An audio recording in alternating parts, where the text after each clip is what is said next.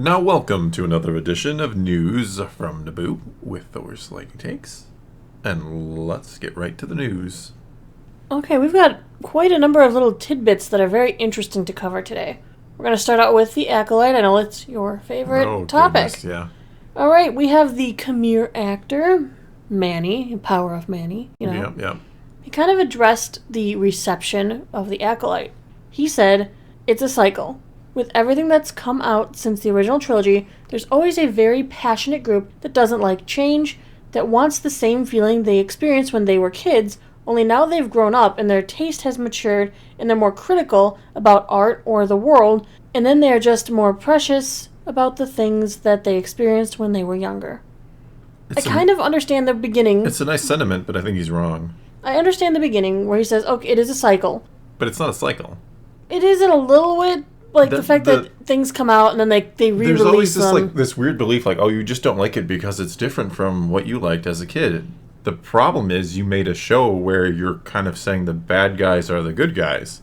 You ended it with two Sith staring off into the sunset together. Like, we're going off on this wondrous adventure together. Me and you come here to go kill a bunch of people now that we dealt with that pesky Jedi who was going to maybe try to stop us or something. They just wanted to be free, man. I want to be free to murder people. That is what freedom is, and those Jedi try to stop me. But they killed Mother Anastasia, so we are 100% in the right for feeling this way. And so everything about the Jedi way is wrong because this one Jedi screwed up, or these four Jedi, I guess. So now we are justified in being Sith and going out in the galaxy and conquering it. In one sense, I understand what he's trying to say, but it doesn't apply to the Acolyte very well. Like, okay, so I can see the cycle, looking at it from a perspective of an anime lover. I was huge into Sailor Moon when I was a kid. Sailor Moon Crystal came out now that I'm an adult.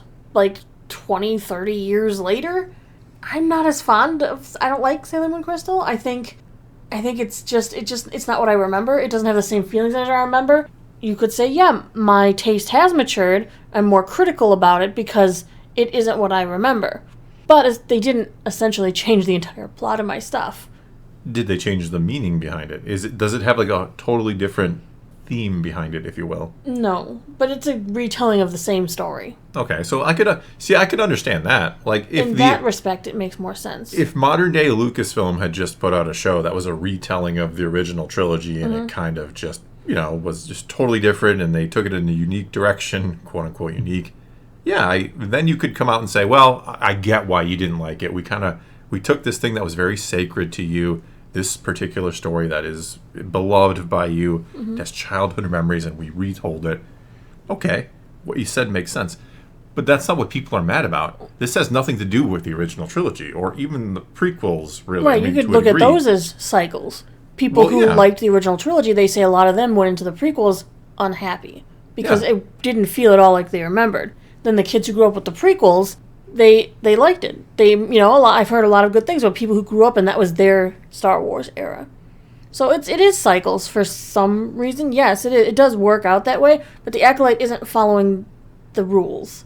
My point is simply, and again, I think he's just trying to say something to kind of, calm the outrage a little and say, we get why you're not without happy. Without really choosing a side himself? Well, sure, but he's kind of missing it. I always hear this, well, you're just this original trilogy George Lucas guy, and you don't like the new stuff because it's not exactly like that. And it's like, to a degree, yes, but like, you're taking a story that has meaning.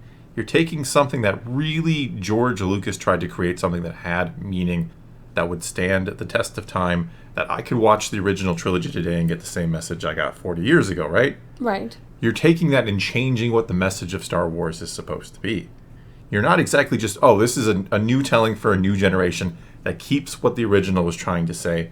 No, you've now made something that is like spits in the face of what the original was trying to say. Right, it's not what it should be doing. You shouldn't be looking at your older works and going, you know what, that's garbage. This is the way. Yeah, I don't need someone to come in and say, this is what I think George Lucas was saying, or this is that. And it's like, well, did you actually listen to what he said? True. I mean, we talked about it the other day. Like, the Jedi wouldn't say love. Like, what are you talking about? Have you ever listened to George Lucas talk about the Jedi? Have you ever read anything he said about them? There are plenty of quotes out there that talk about how they are based on compassion And as Anakin defines it in episode 2, it's unconditional love. It's loving everybody. That is what the Jedi believe in. And you're like, well, they wouldn't say love. Like, BS, they wouldn't say love. It's a passionate love versus a selfless love. Yes, the love of a parent and a child versus the love of a significant other. Well, yes and no. I mean, even a parent is going to have a type of attachment. That could be obviously, selfish, which is yeah, expected. They'll choose to save their child over another child. Yes. Yeah. Of course. The idea of the Jedi is that they love everybody, that they're trying to help everybody. They're trying to make the world or galaxy a better place for everybody. They don't single out one person and say, well, I care about that person more, so I'm going to focus on them and make their life better and say, screw everybody else. No, they're trying to make everybody's life better because they care about those people. And so I have no problem with a show that wants to give us the Sith perspective. Hell, I'm all for that. I would love a good show about the Sith, but don't make them out to be like the heroes of the story. That's ridiculous. We should never be justifying evil. We should never be justifying killing, which again doesn't mean you can't do it for the character in story. But when your message is that, you know what, he just wanted to be free, they're not that bad. I mean, they did it sure, correctly. They murdered people. They did this correctly in Marvel when they look at the villain Thanos. Thanos was bad. His goal was to kill half of the universe to try and slow down entropy. But the way he went about it was horrific. It was horrible. You got to see what his point of view is and why he thinks what he's doing is right, but you as the audience were never like, you know what? We should kill half the universe. This is a great plan. Why? He's the hero of this. No, he was never the hero, but you were supposed to see his side. You're supposed to understand why he's doing it. Maybe even to a little degree empathize with him because he has because of what he's gone through that would drive him to this. Yes, you're supposed to understand it. Yes. Not root for him to kill half the people in the galaxy. When he snapped his fingers, nobody in the theater was like, yeah! He did it! Yeah! High five! Yeah! Yeah! And that's what I feel like we are supposed to do at the end of The Acolyte. That is why I don't like The Acolyte, is because I feel like we're supposed to high five and say, yes, they're going to go take on the world together. Screw the Jedi. Yeah. It would be like, as I pointed out in a video, at the end of Revenge of the Sith, when you see Palpatine and Vader looking at the Death Star, you're like, yes, yeah, they're gonna rule the galaxy as an empire now. That was the message of the prequels, right? Look at that new shiny Death Star. Yeah, We're good. We're good. I hope the rebels don't blow it up someday. That would be tragic. Horrible. Yeah, they're just trying to bring justice and security to their new empire. That's all. Oh. Anyway, I'm done. Well, let's move into something else that I found very interesting. Star Wars did just announce, because it was Comic-Con over the weekend and all that news floats around, there's a new book trilogy coming that I think you will really like. So the trilogy will be called Star Wars: Reign of the Empire. The first book is called Mask of Fear. It's coming out in February of next year.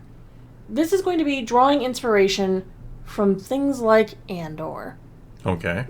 It's going to be following the early days of the rebellion and the politics behind it. The first book is going to be following the first year of the Empire's reign. The star of the show for the books will be following characters such as Mon Mothma, Bail Organa, and Saw. I hope this ties into Andor. It's not like one of those things where they say it's like kind of the same and then really don't take each other into account, if that makes sense. I hope you're right, because this sounds very interesting. Yeah. Like I said, the first book is going to cover the first year of the Empire's reign, which I think sounds extremely interesting. They're going to be looking at politically what is going on behind the scenes. The first year, the tyranny of what's going on, what's going to draw Mon, Saw, Bail into acting, on what is happening. Okay. It's going to be like showing you the purpose in the galaxy, the direction that's changing, the secrets they're harboring, their hopes for the future, their fears. And it is supposed to be more of an adult reader book. And like I said, they claim in the veins of Andor, so I'm very exciting. Very exciting. The second and the third books in this trilogy are going to jump ahead in the timeline, covering more critical moments in the rise of the Rebel Alliance. They kind of compare the approach they're taking this to the approach of House of the Dragons Season 1. Okay. Mask of Fear, the first book again, is going to also tackle some of Padme's legacy. Mind you, this is the first year of her being gone as well. There's going to be some Revenge of the Sith deleted scenes consulted in making this. Some context around there. I mean, the delegation of 2000. The delegation of 2000, I believe, is going to be mentioned in this and should be used as context. So I'm really excited. It's kind of a crazy concept to see. This is Year One of the Empire Palpatine consolidated power, and these senators were just expected to fall into line. There Well, they had were to be cheering him huge... on. I mean... Not they welcomed- everybody. Well, no, not everybody, but he Not was welcomed everybody. with thunderous applause, right? So this will be interesting. It's a political thriller, spy drama, sweeping history, all in one. Spotlight's going to be on Mon Mothma and people like Bail Organa, Saw. I'm really excited. No, I'm excited for this this. book, Probably the most trilogy excited I've of been books for a book in a could be. while, because a lot of the times they're... Like I said, this is one I'm so very good. interested in. Reign of the Empire. The Mask of Fear. All right. Yeah, so that's something to keep an eye out for.